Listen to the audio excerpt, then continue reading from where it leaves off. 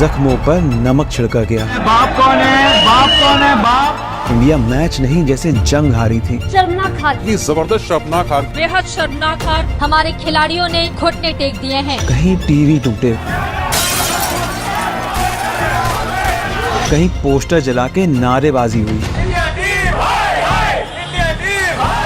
तो कहीं धारा 144 लगानी पड़ी क्योंकि लोगों का गुस्सा रुकने का नाम नहीं ले रहा था। पर इस निराशा भरी हार के बीच भी एक प्लेयर हीरो बन के निकला जिसने भारतीयों की उम्मीदों को मैच में जिंदा बनाए रखा। पाकिस्तान की टीम एक तरफ और हार्दिक पांड्या एक तरफ। पर आज वही हीरो इंडिया का सबसे बड़ा विलेन बन गया है। जफरी है। RIP हार्दिक पांड्या ट्रेंड होने लगा। पूरा स्टेडियम उन्हें बू कर रहा था। ट्रोलिंग और नाराजगी ने नफरत का ऐसा रूप ले लिया कि लोगों ने सारी हदें पार कर डाली।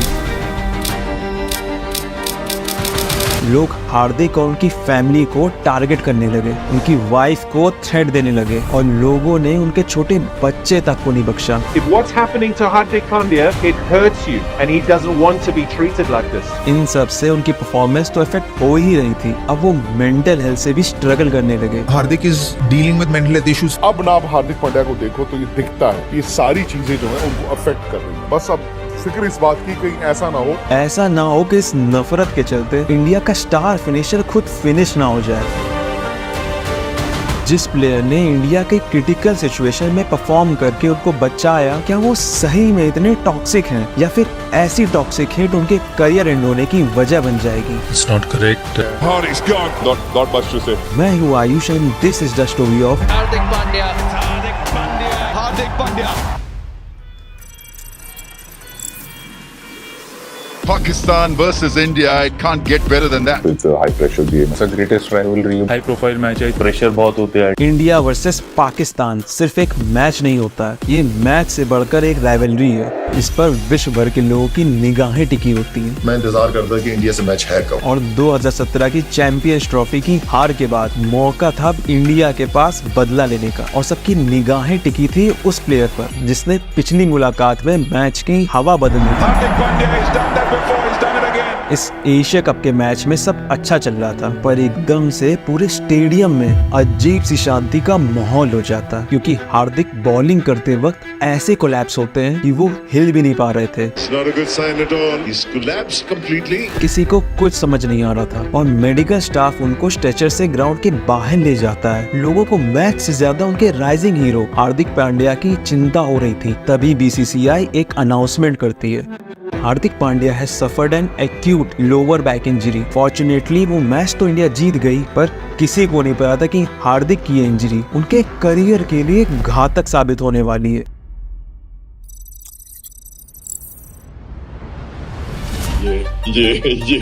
हार्दिक के कमेंट्स ने इंडिया में बवाल मचा दिया। ये शायद मिस्टर कूल बनने गए थे, गलत कर लिया उन्होंने, अपने लिए ना मुश्किलें बढ़ा ली हैं। सवाल इंडिया टीम पर उठने लगे थे। The Indian cricket team and responsible cricketers, we definitely don't align with those views and those are purely individual opinions. Internet पर जमकर ट्रोलिंग शुरू हो गई, हार्दिक के खिलाफ प्रोटेस्ट होने लगे और हार्दिक ने ये पोस्ट डाल के सबसे माफी मांगी, but that damage was done और BCCI ने दोनों को सस्पेंड कर उन पर इनडेफिनेट बैन लगा दिया, जिस वजह से ऑस्ट्रेलिया टूर के बीच से उन्हें वापस लौटना पड़ा।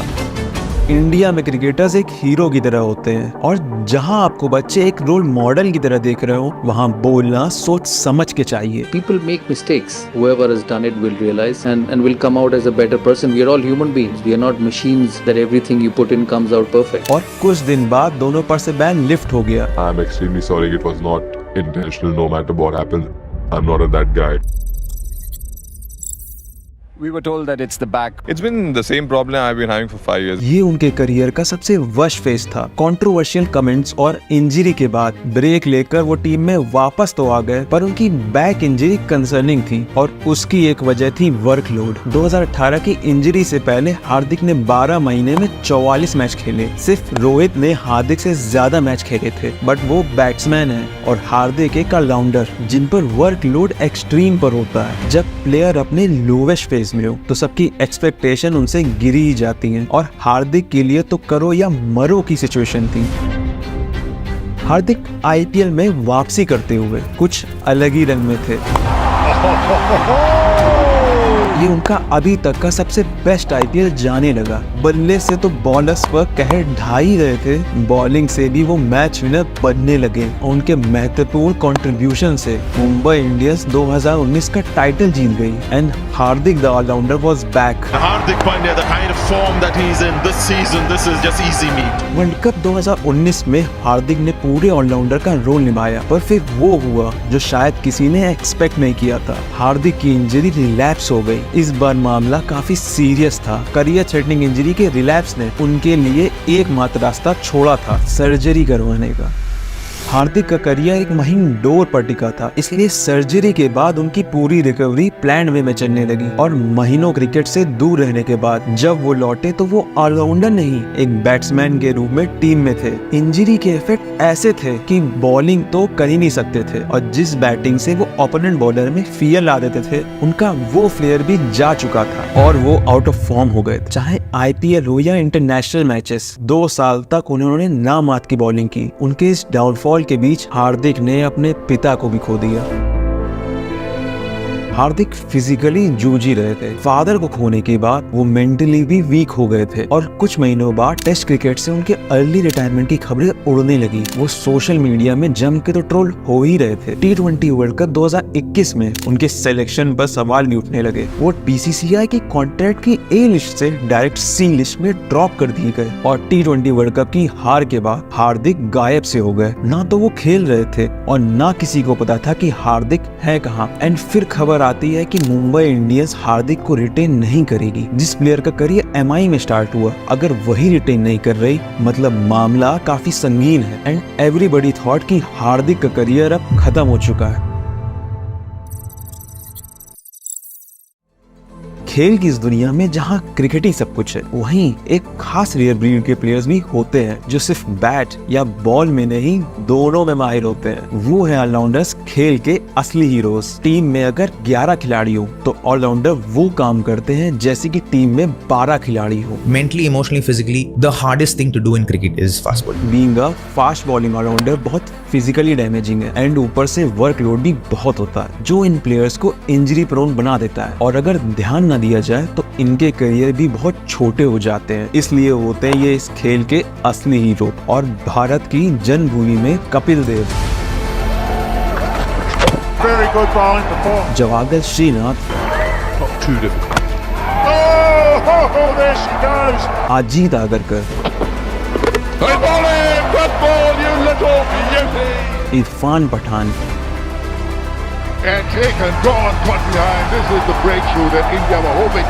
जैसे कई हीरोज ने जन्म लिया और इंडियन क्रिकेट को नए मुकाम पर ले गए। भारत में स्पिन ऑलराउंडर्स तो बहुत आ रहे थे, बट फास्ट बॉलिंग ऑलराउंडर्स की कमी अभी भी थी जो विदेश की सरजमीन पर अपने पेस का जलवा दिखा सके। और ऐसा ही एक टैलेंट गुजरात की गलियों में पनप रहा था। क्रिकेट इंडिया में एक रिलीजन है जहां फादर ही बच्चे के पहले क्रिकेट कोच होते हैं। बैट पकड़ना, बॉल फेंकना या बच्चे को आउट करके उसको चिढ़ाना हो, सबने ये पल बचपन में जरूर जिया होगा जहां फादर बच्चे के साथ क्रिकेट खेलने में इतना मशहूर हो जाते हैं कि वो खुद बच्चे बन जाते हैं। ऐसे ही थे गुजरात में एक फादर जो अपने दोनों बच्चों को क्रिकेट दिखाने वडोदरा स्टेडियम ले जाते थे। उनको क्रिकेट बहुत पसंद था और यही वजह थी कि दोनों लड़के हार्दिक और कृणाल दिन भर गलियों में क्रिकेट खेलते थे और बच्चों को अच्छी क्रिकेट फैसिलिटी दिलाने के लिए अपना कारोबार और घर छोड़ के वो वडोदरा आ गए और एक छोटे से कमरे में रहने लगे। बच्चों के फ्यूचर के लिए पिता ने बहुत बड़ा कदम उठाया था और दोनों का वडोदरा के किरण मोर एकेडमी में एडमिशन करा दिया। उस समय हार्दिक सिर्फ 5 साल के थे। उनकी उम्र देख के उनको खिलाने से मना कर दिया गया, पर जैसे असली हीरे की पहचान सिर्फ जौहरी को होती है, वैसे किरण मोरे ने उनकी बल्लेबाजी देख के उन्हें 3 साल की फ्री ट्रेनिंग देने का निर्णय ले लिया। हार्दिक का पढ़ाई में मन नहीं लगता था। उनकी स्कूल से शिकायतें आने पर पिता ने कह दिया कि आपको पता नहीं, मेरा बेटा एक दिन बहुत बड़ा आदमी बनेगा। क्रिकेट को टाइम देने के लिए हार्दिक ने 9th में स्कूलिंग छोड़ दी। वो पढ़ाई में जितना वीक थे उतना ही क्रिकेट में तेज और हार्दिक एकेडमी के मैच विनर बन गए। वो अकेले दम पर टीम को मैच जिता दिया करते थे, पर जब सब अच्छा चल रहा था तो जिंदगी उनका इम्तिहान लेने आ गई। पापा को अचानक हार्ट अटैक आ गया। ऐसा भी नहीं एक आए, एक ही रात में 2 आ गए। हार्दिक के पिता की तबीयत इतनी खराब थी कि डॉक्टर ने स्ट्रिक्ट बेड रेस्ट के लिए कह दिया, इसलिए अब घर की जिम्मेदारी दोनों भाइयों पर आ गई। फाइनेंशियल प्रॉब्लम वहाँ से स्टार्ट हुई। हालत ऐसी थी कि 2 वक्त का खाना भी मुश्किल था, इसलिए दोनों भाई क्रिकेट की टांगे ट्रेन की भीड़ में घुस के गाँव में जाते थे और क्रिकेट की टूर्नामेंट खेल के पैसा कमाते थे। लौटते वो ट्रक या बिना टिकट के लोकल ट्रेन से थे। घर पर उधारी इतनी थी कि वो दिन भर क्रिकेट खेल के पैसा कमाते थे और 5 रुपए की मैगी खा के गुजारा करते थे। सिचुएशन बहुत खराब थी, ऐसी कि कोई क्रिकेट छोड़ के छोटी नौकरी करने चला जाता, पर हार्दिक अपने पिता के सैक्रिफाइसेस को याद कर सब ताक पर रखने को तैयार हो गए। मेहनत, दिन रात मेहनत। हार्दिक अपने आप को बेहतर बनाते गए और एज ग्रुप के टूर्नामेंट में अच्छा परफॉर्म करने के बाद उनके पास आया एक मौका। 18 साल की उम्र तक रहे लेग स्पिनर का वडोदरा की स्टेट टीम में सिलेक्शन हो गया। यस, हार्दिक पांड्या पहले एक लेग स्पिनर थे, बट स्टेट टीम में उनका सिलेक्शन लाया बड़ा चैलेंज। उनको लेग स्पिनर नहीं but as a fast bowler train करवाना शुरू किया गया और हार्दिक की सनक ऐसी थी कि वो फास्ट बॉलिंग पर दिन रात काम करने लगे, जिसका फल वडोदरा की T20 में सिलेक्शन से लेकर रणजी टीम के सिलेक्शन में उन्हें मिलता रहा। वो बल्लेबाजी के साथ साथ फास्ट बॉलिंग से अपनी धाक जमा रहे थे।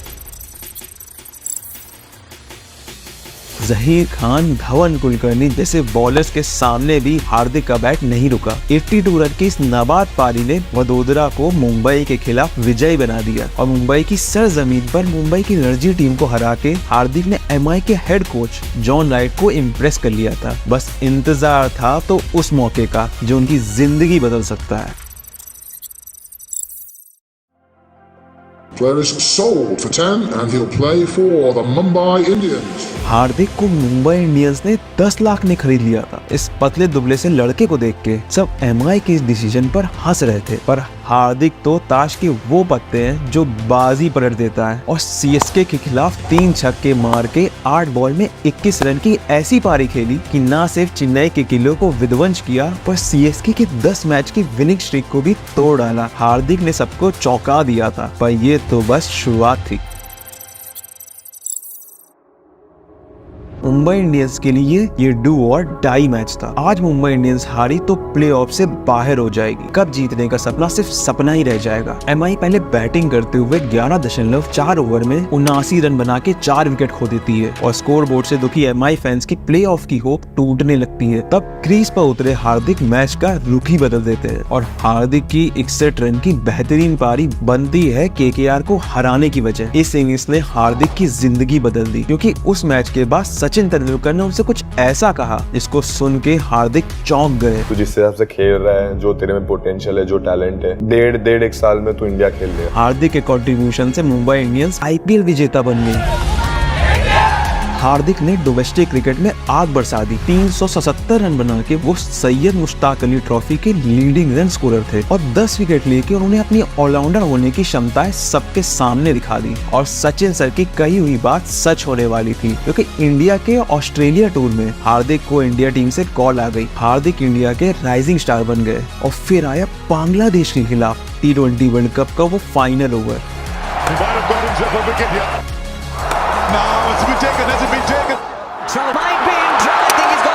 हार्दिक को भारतीयों से बेहद प्यार मिलने लगा। आज उन्होंने बेहतरीन गेंदबाजी की, जो लास्ट ओवर उन्होंने किया मतलब कमाल। और उसी साल न्यूजीलैंड के इंडिया टूर में हार्दिक को ODI की डेब्यू कैप मिल गई, वो भी कपिल देव से।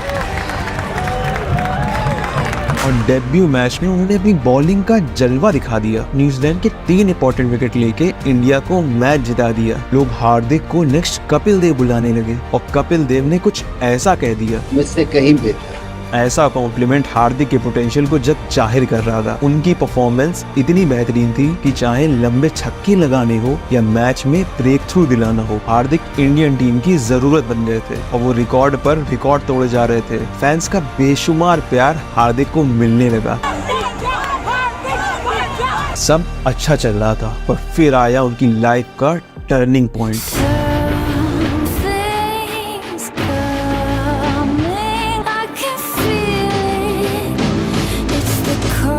Before the storm Asia cup की उस बैक इंजरी के बाद सब कुछ बदल गया था। उनके फॉर्म में ड्रॉप आ गया था, उनकी फिटनेस को लेकर भी सवाल उठ रहे थे। तब हार्दिक ने इंडियन टीम से ब्रेक लेने का डिसीजन ले लिया। तब लोगों के पर्सनल असम्पशन शुरू होने लगे। हार्दिक इंडिया के लिए अनफिट रहते हैं और आईपीएल आते ही फिट हो जाएंगे, पर हार्दिक बाहर का शोर इग्नोर कर दिन रात अपनी रिकवरी में लगा देते हैं। एनसीए में अपने एक्शन पर काम भी करते हैं, जिसमें ट्रेनिंग और स्लीप उनका मेन टारगेट बन गया। उनके हाथ से निकली हुई बॉल हो, बैट से निकले शॉट या कोई एक्सरसाइज हो, सब प्लान वे में चलने लगा। वो चाहते थे कि जो हार्दिक का मैदान में उतरे वो पुराना आउट ऑफ फॉर्म नहीं ऑलराउंडर हार्दिक वापस आए, जिसकी वजह से 6 महीने लग गए उनकी रिकवरी में। बहुत सारे सेटबैक भी आए। उस टाइम मेंटली इतना प्रेशर में आ गया था और मेंटली चीजें इतनी डिफिकल्ट लगने लगी। हार्दिक को एमआई ने रिलीज कर दिया था। वजह हार्दिक की कैप्टेंसी डिमांड या पैसा नहीं, बल्कि हार्दिक के फिटनेस इश्यूज थे, जिसकी वजह से उन्होंने आईपीएल 2021 में ना बॉलिंग की थी और बल्ले से भी कोई कमाल नहीं कर पा रहे थे। और 2022 में बनी गुजरात टाइटंस के कोच आशीष नेहरा का फोन आता है हार्दिक के पास। If you are ready,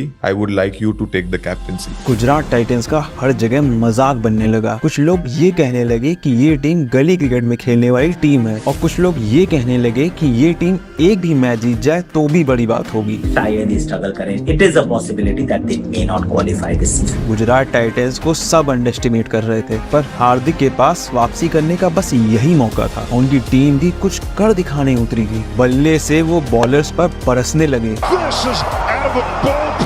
उनकी बॉलिंग भी काफी इम्प्रेसिव थी।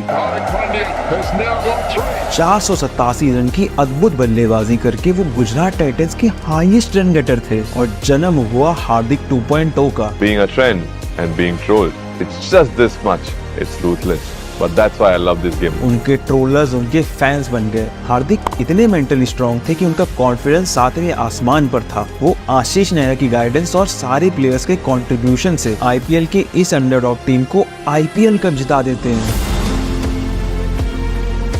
हार्दिक शेन वॉर्न के बाद पहले ऐसे कैप्टन बने जिन्होंने फर्स्ट ईयर ऑफ कैप्टेंसी में टीम को ट्रॉफी जिता दी, और अब उनके सिलेक्शन पर सवाल उठा रहे लोगों के मुंह पर ताला लग गया। मंच सज चुका था, वही स्टेडियम, वही ओपोनेंट और वही एशिया कप। बस हार्दिक नए थे और ब्रेक थ्रू की तलाश में हार्दिक को बॉलिंग की कमान दी जाती है। हार्दिक एक नहीं, दो नहीं, बल्कि पाकिस्तान के धड़ाधड़ 3 विकेट लेके उनकी हालत खस्ता कर देते हैं। तब भी पाकिस्तान एक डिफेंडेबल टारगेट बना लेता है और इंडिया को चेस करने को मिलते हैं 148 रन, पर इंडिया 53 पर ही 3 विकेट खो देती है।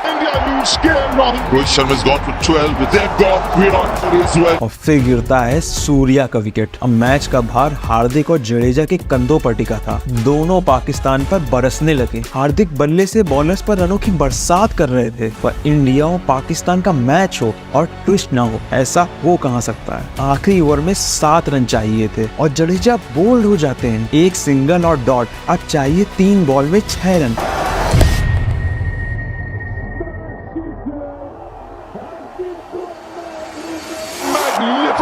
A real character, great professional and big match player. ये सिर्फ मैं नहीं, पूरी दुनिया कह रही थी, और हार्दिक वापस से मोस्ट ट्रस्टेबल ऑलराउंडर बन गए। मेरे लिए मैं यहाँ हूँ वही बहुत बड़ी बात है। मैं वहीं खुश हूँ। मैं ये इतना देख के, मतलब इस चीज के लिए तो खेलते हैं। चाहे मुश्किल ओवर्स में बॉलिंग करनी हो, रिस्पेक्टेबल टोटल ले जाना हो, या कोई बड़ा मैच हो, हार्दिक पर टीम फिर से डिपेंडेंट थी, और वो उस भरोसे को एक्शन से कायम रखने लगे। This will be back to what Hardik has been known. और T20 वर्ल्ड कप के सेमीफाइनल में उन्होंने किया भी वही। 33 बॉल में 63 रन की पारी इंडिया को एक रिस्पेक्टेबल टोटल ले गई, पर इंग्लैंड के ओपनर्स हमसे वर्ल्ड कप ट्रॉफी दूर ले गए। ऐसे बड़े मंच की हाईलाइट ट्रांजिशन का दौर। विराट कोहली और रोहित शर्मा T20 में नहीं खिलाए जाने लगे, और T20 कैप्टेंसी की कमान रोहित से लेके हार्दिक पांड्या को दे दी गई। इस बात से रोहित फैंस नाराज हो गए, और हार्दिक की परफॉर्मेंसेस और आउटपुट्स ने सारी हेट को ओवरशैडो कर दिया। He's a fabulous leader. He's a player's captain. He's very approachable, and all the players go and confide, and he leads by example. पिछले साल के आईपीएल विनर्स फिर से आईपीएल डोमिनेट कर रहे थे। गिल की सेंचुरी से बने 890 रन, शमी की गजब बॉलिंग से निकले 28 विकेट, और पूरे टीम के बेहतरीन कंट्रीब्यूशन के बाद भी गुजरात फिर से विजेता बनती रह गई। और फिर हार्दिक की एक क्लिप वायरल होने लगती है जहां वो सक्सेस की बात करते दिखते हैं। One is get the bestest people possible from A to B, which I feel MI had, or have the best environment possible for you to win, which has been a CSK type. इस clip की वजह से हार्दिक को backlash मिलने लगता है। लोग कहने लगे कि जिस टीम ने उन्हें बनाया वो उसी के बारे में ये कह रहे हैं और उनको एरोगेंट का टैग दे दिया। पर क्या सही में हार्दिक एरोगेंट है?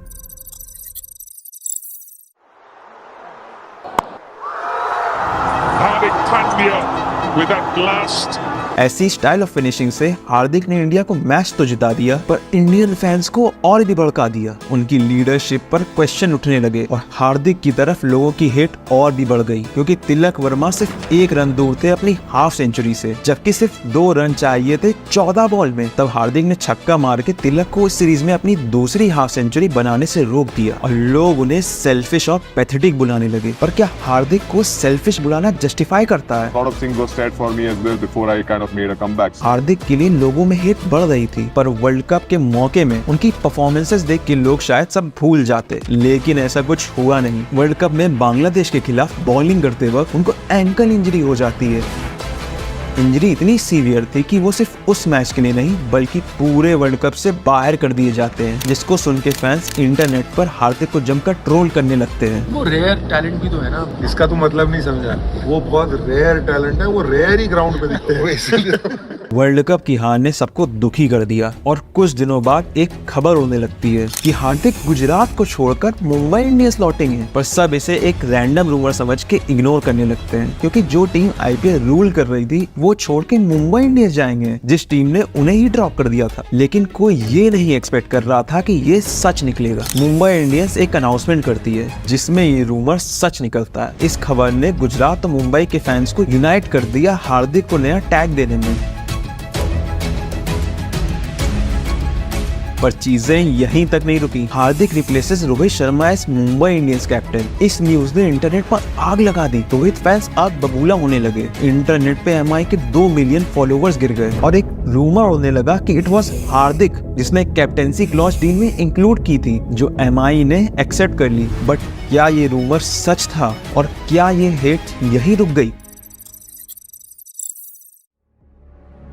बीसीसीआई कॉन्ट्रैक्ट की अनाउंसमेंट करती है। विद स्ट्रिक्ट पनिशमेंट 2 प्लेयर्स के कॉन्ट्रैक्ट कैंसिल कर दिए गए, श्रेयस अय्यर एंड ईशान किशन। एंड ए+ कॉन्ट्रैक्ट लिस्ट में वो प्लेयर्स थे जो तीनों फॉर्मेट खेल रहे हो। बट एक नाम ने सबको शॉक कर दिया, हार्दिक पांड्या का नाम, वो भी ए कैटेगरी में, जबकि हार्दिक ने 2018 के बाद एक भी टेस्ट नहीं खेला था। और फैंस, एनालिस्ट सब बीसीसीआई के डिसीजन पर सवाल उठाने लगते हैं। लेकिन चीजें यहाँ तक नहीं रुकी। जैसे ही आईपीएल 2024 स्टार्ट हुआ, नोबडी एक्सपेक्टेड कि ऐसा कुछ भी होगा।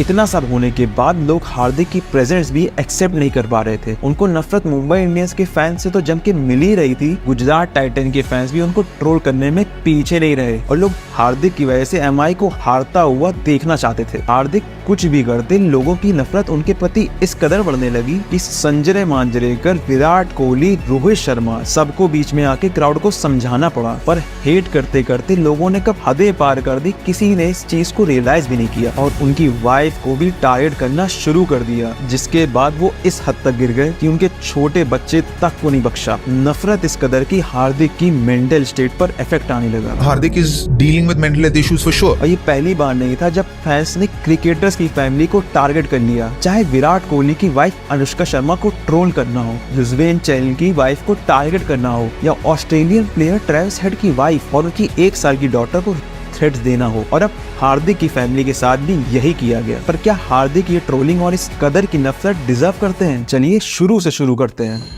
पहला, हार्दिक क्या इंडिया से ज्यादा आईपीएल को प्रेफर करते हैं? एज अ फास्ट बॉलर अगर प्रॉपर वर्कलोड मैनेजमेंट ना हो तो आप इंजरी प्रोन हो जाते हो and every player has a different physique. Hardik तो फिर भी एक ऑलराउंडर है जिन पर डबल लोड होता है। फास्ट बॉलिंग और बैटिंग का एंड बॉडी पर एक्सेसिव स्ट्रेस ही बड़ा रीजन रहा है उनकी इंजरीज का। हार्दिक ने इंटरव्यू में रिवील किया था कि वर्ल्ड कप 2021 के बाद जब उन्होंने ब्रेक लिया था तो उन्होंने सेलेक्टर्स से कह दिया था कि इस ब्रेक में कोई उनकी जगह ले भी लेता है, वो फिर से 0 से स्टार्ट करके ग्राइंड करके जगह अर्न करने के लिए रेडी रहेंगे। एंड हार्दिक जैसे प्लेयर और कैरेक्टर हैं कि इफ ही थिंक्स कि वो अपना बेस्ट नहीं दे पा रहे होते, वो ब्रेक लेके अपनी फिटनेस पर ध्यान देकर अपने को बेहतर बनाने पर काम करते हैं ताकि वो इंडिया के लिए हमेशा अपने बेस्ट फॉर्म में हो। A lot of sacrifice was made, so for me it was the battle which I kind of fought. दूसरा, क्या हार्दिक पांड्या इतने सेल्फिश हैं कि वो लीडर होने के बावजूद तिलक वर्मा को उनकी हाफ सेंचुरी नहीं करने देते हैं। 2004 का फेमस मुल्तान टेस्ट, सचिन तेंदुलकर 194 पर बैटिंग कर रहे थे, सिर्फ 6 रन दूर थे मास्टर ब्लास्टर अपनी डबल सेंचुरी से। तब राहुल द्रविड़ ने इनिंग्स डिक्लेयर कर दी क्योंकि द्रविड़ के सर्टेन नंबर ओवर्स देने के बावजूद सचिन का स्ट्रगल देख के वो ये फैसला लेते हैं, पर द्रविड़ उसके बाद सबके फेवरेट नहीं रहे थे।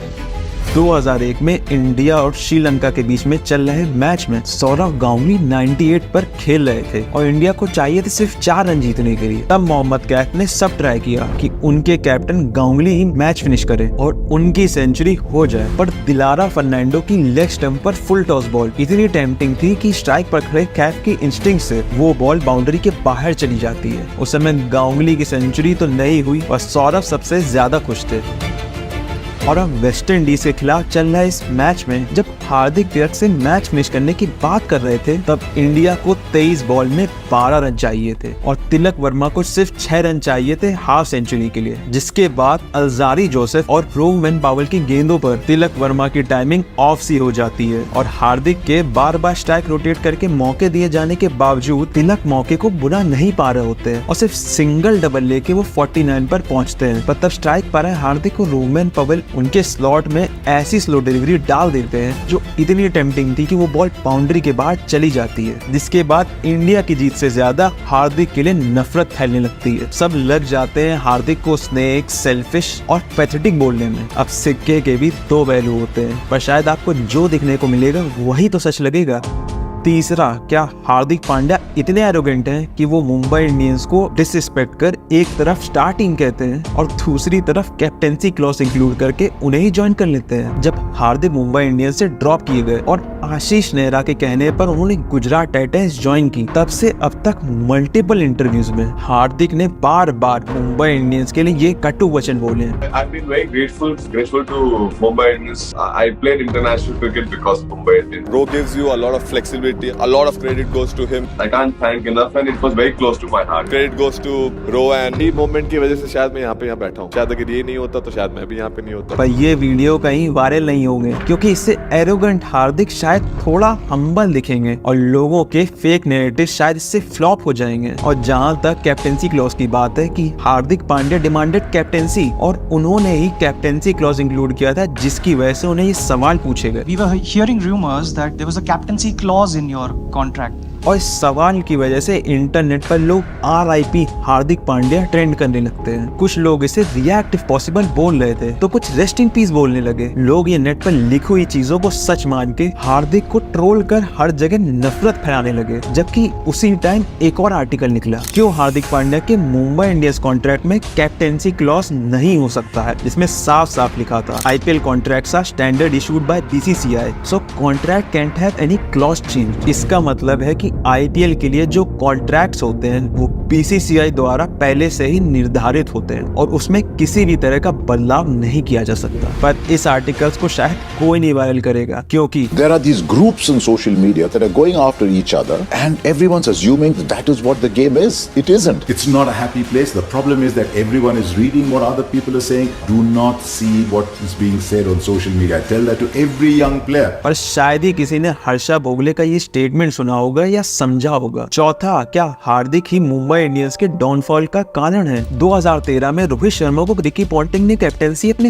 हाथों से दी थी, ना कि उनको सैक करके रोहित शर्मा को पकड़ा दी गई हो। जिसके बाद उन्होंने अपनी टीम की मदद से मुंबई इंडियंस को 1 नहीं 2 नहीं 3 नहीं बल्कि 5 ट्रॉफी जिताई, जिसमें से 3 CSK को फाइनल में हरा के जीती। चाहे टीम को मोटिवेट करना हो, स्ट्रेटेजिक डिसीजन बनाने हो या बैट से कंसिस्टेंटली परफॉर्म करना हो, वो मुंबई इंडियंस को यूनाइट #1 फैमिली बना के उन्हें ग्लोरी लेस में ले गए, जिससे इस फ्रेंचाइज को सक्सेस मिली। वरना लेजेंड तो एमआई के पास पहले भी थे, बस सक्सेस दिलाने वाले सिर्फ रोहित शर्मा ही तो थे, जिसकी वजह से रोहित को मुंबई का राजा बुलाया जाने लगा। और वो सही में मुंबई की लेजेंड है, जो ना कोई कभी ऐसा था और ना आगे रोहित शर्मा जैसा कोई होगा, पर फ्रेंचाइज ने उन्हें ऐसे ही सैक कर दिया। अब मैनेजमेंट के पॉइंट ऑफ व्यू में मुंबई इंडियंस 2020 के बाद से एक भी ट्रॉफी नहीं जीता, और 2022 में जब फ्रेंचाइज ने हार्दिक को ड्रॉप किया, उस साल मुंबई इंडियंस 10th पोजीशन में थी, जबकि हार्दिक की कैप्टनसी में गुजरात टाइटंस उस साल आईपीएल में विजेता बनी। और 2023 में मुंबई इंडियंस को प्लेऑफ से बाहर करने वाली गुजरात टाइटंस ही थी। और ओनर्स एमआई के फ्यूचर के लिए रोहित के बियॉन्ड देखने लगते हैं। एंड एज अ ओनर अपने टीम के फ्यूचर के बारे में सोचना ठीक है, और आपको बेस्ट ऑप्शन हार्दिक दिखा, बट क्या कैप्टेंसी पास ऑन करने का तरीका ठीक था? हार्दिक को रोहित शर्मा के अंडर खिला के, जिसमें वो रोहित को कैप्टेंसी में असिस्ट कर, उनसे और चीजें सीख कर शायद अगले साल बैटन पास कर सकते थे वानखेड़े स्टेडियम में सारे फैंस के बीच, क्योंकि रोहित मुंबई इंडियंस के लेजेंड कैप्टन थे। और हार्दिक को भी इससे दिक्कत ना होती, क्योंकि हार्दिक ने खुद एक इंटरव्यू में ये कहा था, I would never be attached to this. Tomorrow if it goes away from me also, I'm more than happy to live my life out. Fans इस गेम की जान है। जितना ये गेम प्लेयर्स का है, उतना ही हम फैंस का भी है, क्योंकि ये फैंस पैसा खर्च करके अपना टाइम देकर पूरी शिद्दत से मैच देखने जाते हैं और अपनी टीम को सपोर्ट भी करते हैं। I know as a fans हम सब इमोशनल हैं, और वर्ल्ड कप की हार से बड़ी हार क्या ही होगी, तब भी हम सबने टीम के लिए एम्पैथी दिखाई थी। और जहाँ जहाँ टीम गई थी, वहाँ सबने गालियां नहीं बल्कि हाथों से तालियां बजा के अपने प्लेयर्स को प्यार देके सपोर्ट किया था। पर इस सिचुएशन में हार्दिक को स्केपगोट बना के सारी नफरत उन पर थोप दी, और इस कदर की नफरत जो एज अ ह्यूमन बीइंग बहुत गलत थी।